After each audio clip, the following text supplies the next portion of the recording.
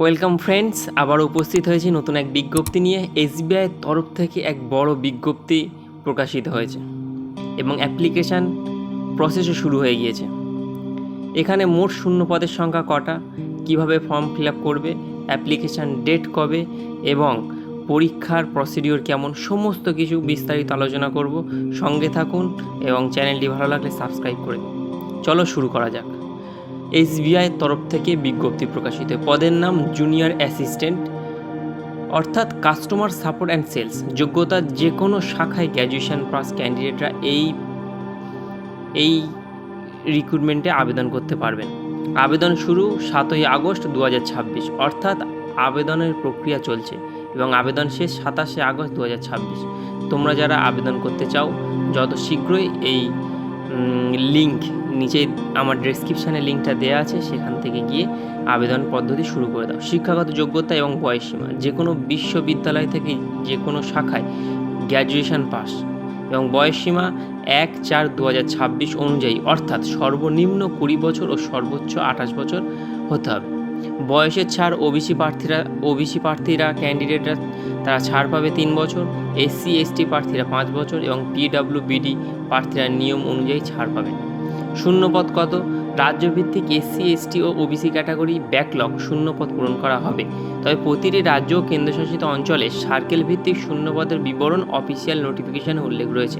তোমরা যারা official notification check করতে চাও তারা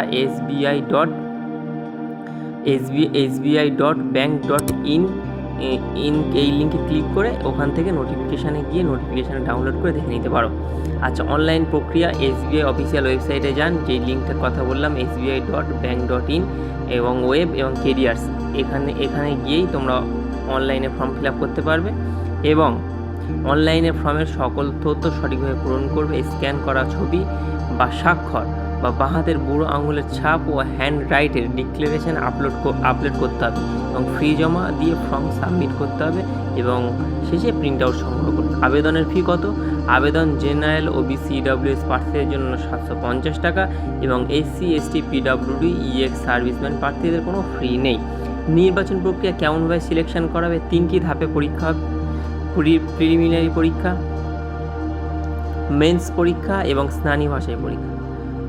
প্রিলিমিনারি পরীক্ষাতে হবে যে সমস্ত বিষয়গুলো থাকবে: ইংলিশ থাকবে 30 নম্বর, নিউমেরিক্যাল অ্যাবিলিটি থাকবে 35 নম্বর, রিজনিং থাকবে 35 নম্বর এবং টোটাল সময় নির্ধারণ করা হয়েছে 1 ঘন্টা।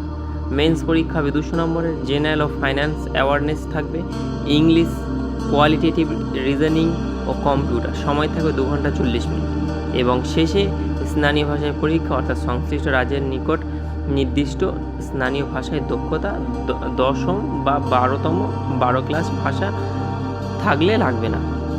ঠিক আছে। আচ্ছা, বেতন কত, স্যালারি পাবে?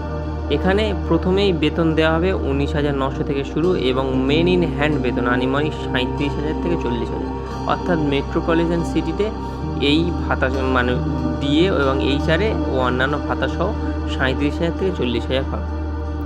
আচ্ছা, অনলাইনে আবেদন তো বলেই দিয়েছি। অনলাইনের শেষ তারিখ হচ্ছে 27শে আগস্ট 2026 সাল এবং প্রিলিমস পরীক্ষা শুরু সেপ্টেম্বর 2026-এ এবং মেন্স হবে অক্টোবরে।